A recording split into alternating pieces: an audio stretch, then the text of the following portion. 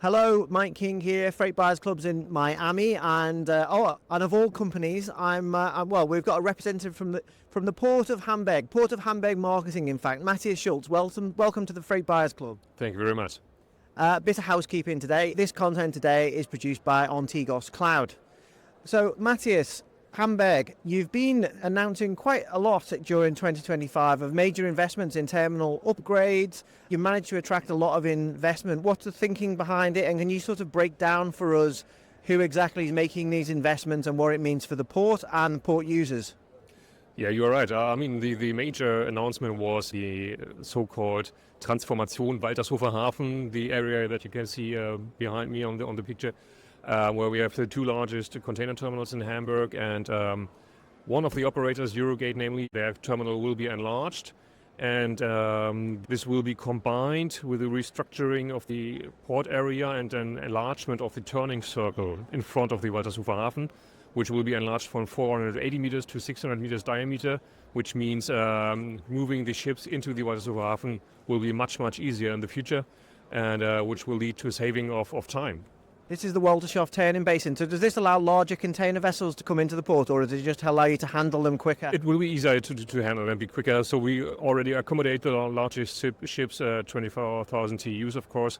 It is possible right now, but a larger turning circle would make things easier. We've seen a few disruptions this year. There's been strikes. There's been a lot of congestion, not just at Hamburg, but at ports up and down the northern range. Can you tell me how these investments and this expansion of the turning basin will help relieve some of those difficulties or maybe reduce disruptions in the future and your ability to operate more efficiently? Yeah, it will give us simply more flexibility, which means more flexibility for the terminals, but as well as for the hinterland connections. And we have the Waltershofer Hafen, and then we have the fairway in the River Elbe, where it's now possible for two ships with an added width of 110 meters to pass by. So, and this is a test field. If the tests are successful, this will be further enlarged, and this gives us more flexibility as well.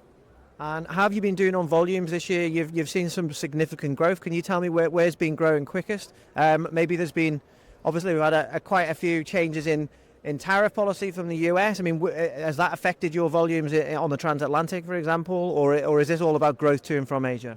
No, it definitely affects the transatlantic trade, where we saw in the first 6 months of the year a decrease of almost 20%. In the years before, we always had one record after the other.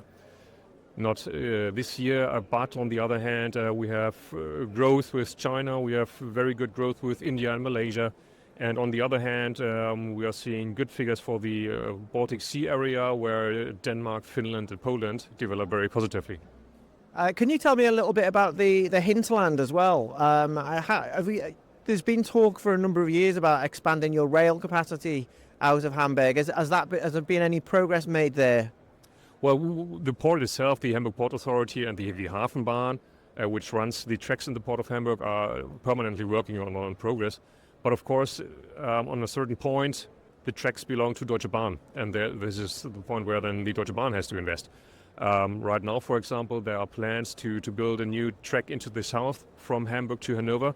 This would be, of course, a great advantage for us, for our hinterland connections via train.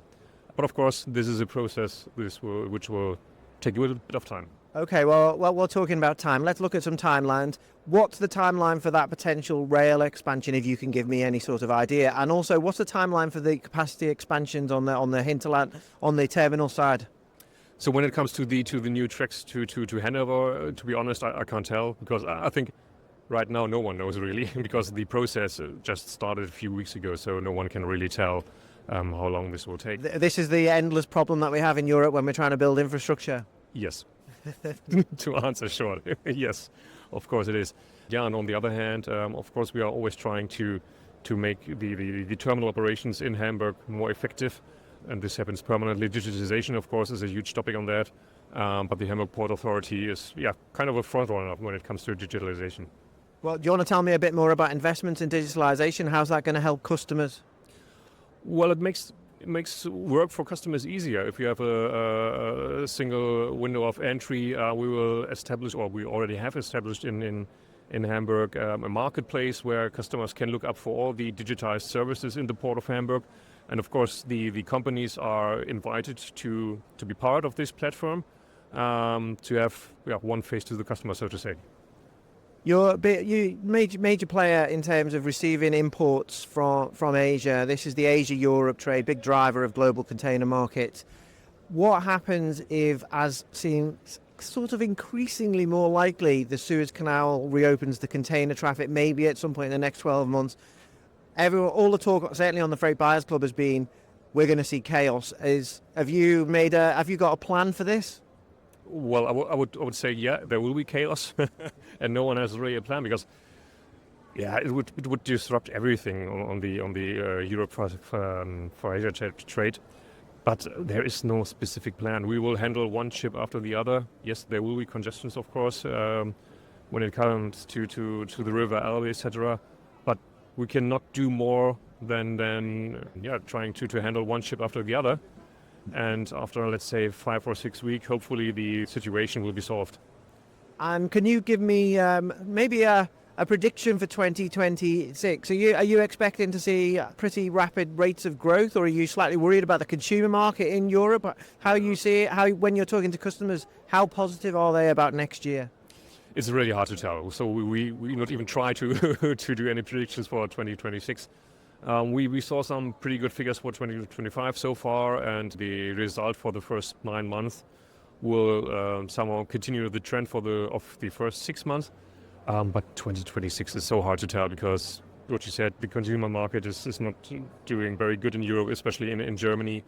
And then we have the situation with the Ukraine war, etc., and many, many more. So it's nearly impossible to predict. But you would like a more normal year then? Would that be enough for us all? Yes. Mathias Schulz, thanks for joining me today on the Freight Buyers Club. Thank you very much.